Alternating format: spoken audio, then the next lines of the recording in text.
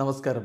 Raf talk മലയാളത്തിലേക്ക് എവർക്കും സ്വാഗതം. Kerala Blasters ഇന്നലെ ഒരു വിദേശ താരത്തെ ടീമിലേക്ക് എത്തിച്ചല്ലോ. മോണ്ടനെഗ്രൻ ഡിഫൻസീവ് മിഡ്ഫീൽഡർ ആയിട്ടുള്ള ഡ്യൂസൻ ലഗേറ്റർ ടീമിലേക്ക് കൊണ്ടുവന്നു. അപ്പോഴും ബ്ലാസ്റ്റേഴ്സിന്റെ ആരാധകരുടെ ഒരു ചോദ്യം, ഇപ്പം ഒരു വിദേശ താരത്തെ ടീമിലേക്ക് കൊണ്ടുവരണമെങ്കിൽ സ്വാഭാവികമായിട്ടും ഒരു വിദേശ താരത്തെ ഒഴിവാക്കണം. അത് കോയഫ് ആയിരിക്കും, മിലോസ് ആയിരിക്കും എന്നൊക്കെ പലതരത്തിൽ വാർത്തകൾ വരുന്നുണ്ട്. അതിലൊരു കൺഫർമേഷൻ വരട്ടെ, എന്നിട്ട് നമുക്ക് ചർച്ച ചെയ്യാം. എന്തായാലും ഇപ്പോൾ ആശിഷ് നേഗി ഖേൽ നൗല് റിപ്പോർട്ട് അനുസരിച്ച് കോയഫ് പുറത്തു പോകാനാണ് സാധ്യത. ബാക്കി കാര്യങ്ങൾ നമുക്ക് കുറച്ചുകൂടി വ്യക്തത വരട്ടെ.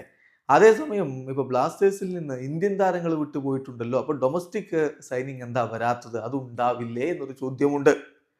അതിൻ്റെ മറുപടി ഇന്നലെ മാർക്കസ് മറുഹുലാവ് നൽകിയിട്ടുണ്ടായി. അദ്ദേഹത്തോട് ചോദിച്ചു, what about domestic signing off KBFC? അപ്പം മാർക്കസ് പറഞ്ഞത് ഷുഡ് ഹാപ്പൻ എന്നാണ്. അത് നടക്കും. അപ്പോൾ അത് നടക്കുമെന്ന് പറയുമ്പോഴുള്ള സംശയം, അത് എപ്പോൾ നടക്കും എന്നുള്ളതാണ് ചോദ്യം. ഈ വിൻഡോയിലാണോ അതല്ല നെക്സ്റ്റ് വിൻഡോയിലാണോ സംഭവിക്കുക?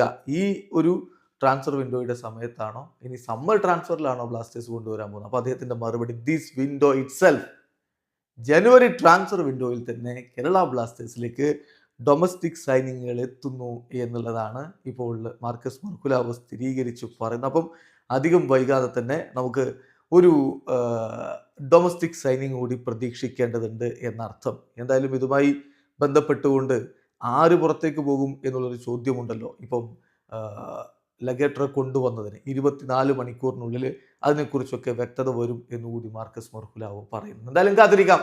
അധികം വൈകാതെ വരും ദിനങ്ങളിൽ അല്ലെങ്കിൽ വരും മണിക്കൂറുകളിൽ ഡൊമസ്റ്റിക് സൈനിങ് കൂടി വരുമെന്ന പ്രതീക്ഷയോടെ വീഡിയോ അവസാനിക്കുന്ന ഫുട്ബോൾ ലോകത്തെ കൂടുതൽ വിശേഷങ്ങളുമായി റാഫ് ടോക്സിൽ എത്താം.